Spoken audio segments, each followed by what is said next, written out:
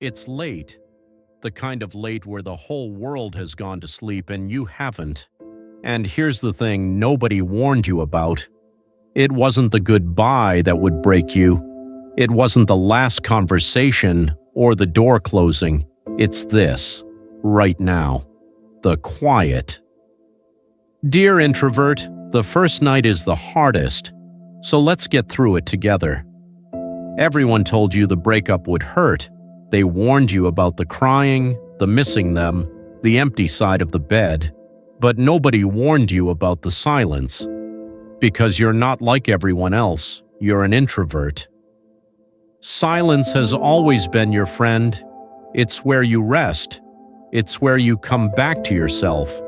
And tonight, for the first time, your own quiet has turned on you. The room that always felt safe now feels like the loneliest place on earth.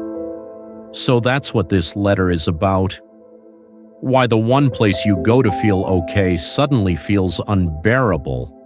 And exactly what to do with these next few hours. Stay with me. Let me tell you who you are. Because I think I know. You're the person who needs to be alone to feel full again. Parties drain you. Small talk exhausts you. You've spent your whole life protecting a small, quiet inner world that most people never get to see. And you don't let just anyone in. That's the part people miss about introverts. You don't collect people. You choose them. Slowly, carefully. You let in one, maybe two, in a way that's almost sacred. And this person, you let them all the way in. Think about how it actually was. It wasn't the loud nights out that meant the most. It was the ordinary quiet. Reading in the same room, not saying a word, and feeling completely understood. The look across a crowded table that meant, let's go home. The comfortable silences where neither of you had to perform. That's rare.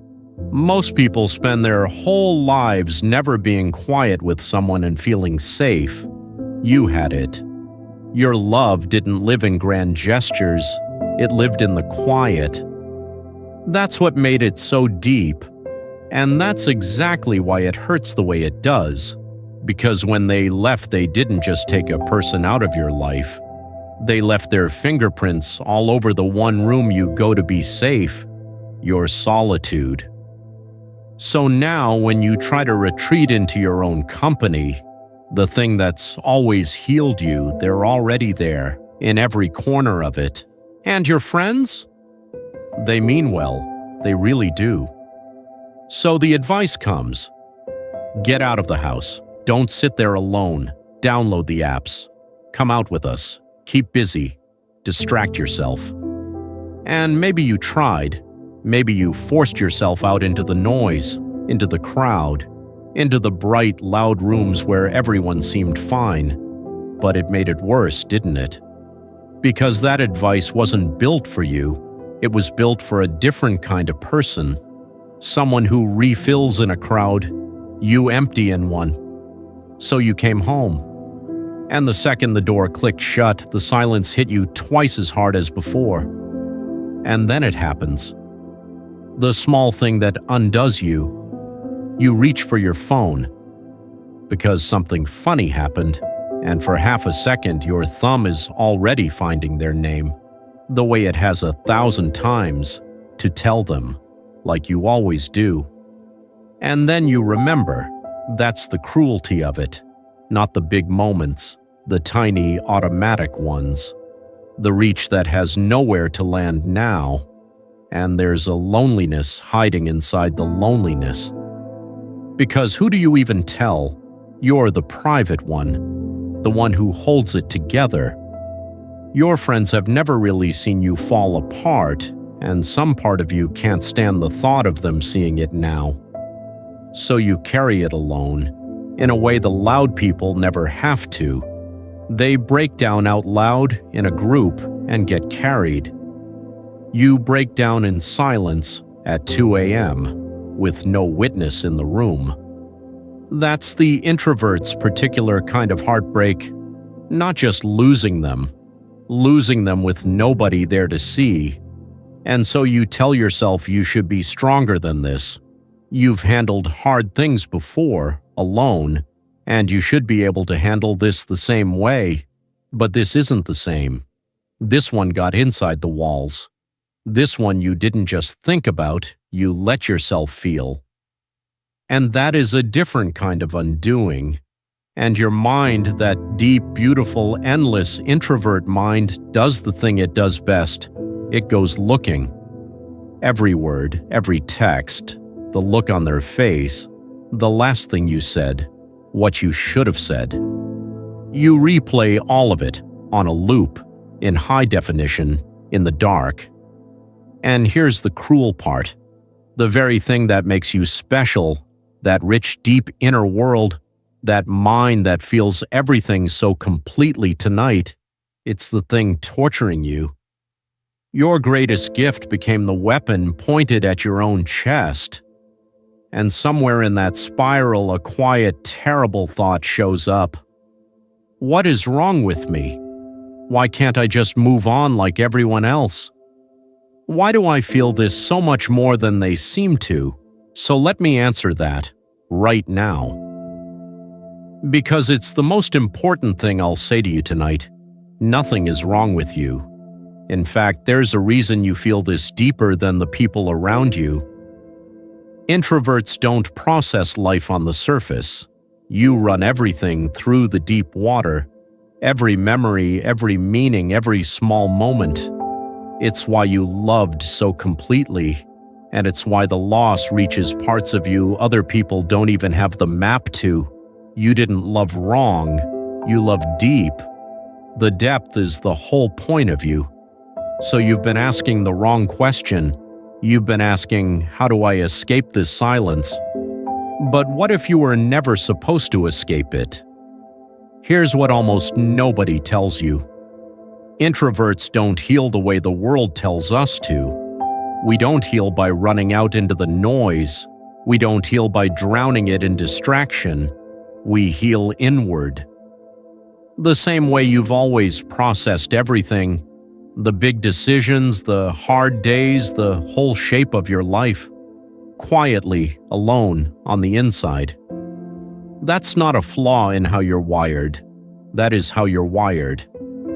So the silence you've been fighting all night, it isn't the wound tearing back open. It's the room where the stitching happens. The quiet isn't the enemy. The quiet is the medicine. And you've been trying to spit out the one thing that was going to heal you. Now I won't lie to you and say that makes tonight easy. Because sitting still with the quiet means the thoughts will come. Every time you stop moving, they'll find you. That's the hard part. So let me actually walk you through the next few hours. Not extrovert advice, yours. First, let yourself feel it. You don't have to be okay right now. You're not supposed to be. Stop trying to fast forward through the pain to the part where it's over. There is no fast forward. Tonight, your only job, the whole job, is to make it to morning. That's it. That's enough. Second, get it out of the loop and onto the page. Your mind keeps replaying everything because some part of it is scared you'll forget. So show it you won't. Write it down. All of it. The anger, the missing them, the things you never got to say. Don't make it neat. Just empty your head onto the paper. Because a thought held in your hands can finally stop circling in your skull. This is your kind of talking. It just doesn't need another person in the room. Third, the 3 a.m. rule. Nothing you feel at 3 a.m. is the whole truth. Not the certainty that you'll never feel okay again. Not the story that it was all your fault. Not the urge to text them just to feel connected for a second. The mind lies in the dark, and it lies with total confidence. So whatever it's telling you tonight, you don't have to believe it, and you don't have to act on it. You just have to wait for the light. Fourth, and I need you to hear this one, don't reach for the phone. I know. Everything in you wants to send that message. to reopen the door just a crack, to not feel this alone for one more minute, but not tonight. A message sent from this much pain never says what you actually mean. It gives away the quiet dignity you'll be so grateful for tomorrow. Whatever needs to be said can be said when you're steady. Tonight, let it pass untouched. The phone stays down. And fifth, one small anchor. You don't have to fix your whole life tonight. Just do one gentle thing that tells your body you're safe. Light a candle, make the tea, pull the blanket around you. One small act that says, I'm still here, and I'm taking care of us. That's it. That's the whole job. 5 small things, and the passing of a few hours. And listen, I have to say one more thing, because I mean it. If the quiet ever turns into something darker than grief, if it stops feeling like sadness and starts feeling like you don't want to be here at all, that is the one night you do not sit alone with it. You tell someone. You call a friend, a line, a real human voice. Reaching out isn't the opposite of being strong. It's the same instinct that's kept you safe your whole life, just said out loud. And I know there's a fear underneath all of this. One you might not have said out loud, even to yourself. It's the fear that this is just who you are now. That because you feel things this deeply, you'll never really get over it. That letting someone into the quiet was a mistake you won't survive making twice. So a part of you is already building the wall, already deciding it's safer to never let anyone that close again. I understand that. I do. But hear me. The same depth that makes this hurt so much is the same depth that made the love so beautiful in the first place. You don't get one without the other, and if you're honest, you wouldn't actually trade it. You would not choose to feel less. The goal was never to become someone who doesn't feel.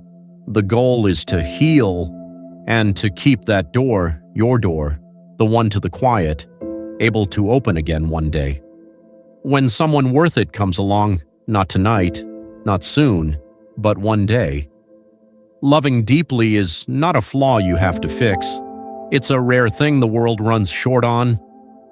Please don't let one dark night talk you into throwing it away. So here's what I really want you to understand before the sun comes up. This night, this long, quiet, aching night, is not you failing to move on. It's the opposite. It's the first night of your healing. Not the last night of the relationship. The first night of coming back to yourself. Everyone else outran their pain and called it strength. You're going to sit with yours and actually feel it. And that's why, when you come out the other side, you'll come out whole. Not patched over. Whole. And let me tell you what the next part looks like, so it isn't a mystery. Tomorrow won't fix it. But tomorrow you'll eat something and answer one message, and the day will hold you up whether you believe it can or not. Some days the grief will ambush you in a song or an empty chair. Other days you'll go an hour without thinking of them, and then feel guilty for the hour. Don't. That hour is you healing. The hours will become afternoons. The afternoons will become ordinary days. And the silence you were so afraid of tonight? One day soon it's going to feel like yours again, safe again, quiet in the good way. You just have to let it do its slow, quiet work first. You made it. You're at the morning. And tomorrow night, the silence will be just a little less loud. And the night after that, a little less again. Not because you rushed it, because you let it happen the right way, your way. You don't have to heal fast, dear introvert. You have to heal true. So rest now. You did the bravest thing a quiet heart can do tonight. You stayed and you felt it, and you didn't run, you're going to be okay. I promise you that. Next time, I want to tell you why this hit you so much harder than it hit everyone around you, and why that's not something to be ashamed of. It's the proof of how deeply you're able to love. Until then, be gentle with yourself. Yours, dear introvert.